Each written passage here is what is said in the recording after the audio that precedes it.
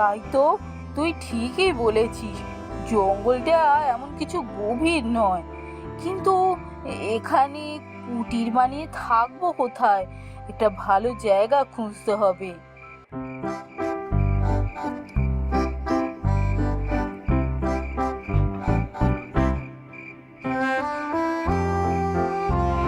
সেই নিয়ে তুমি কিছু চিন্তা করো না মা, আমি জায়গাও ঠিক করে রেখেছি।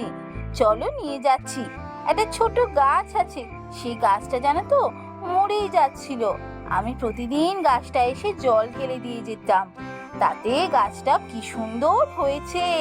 চলো, ওই গাছের পাশে একটা কুটির বানিয়ে থাকবো। জায়গাটা একদম পরিষ্কার, খুব সুন্দর। চলো।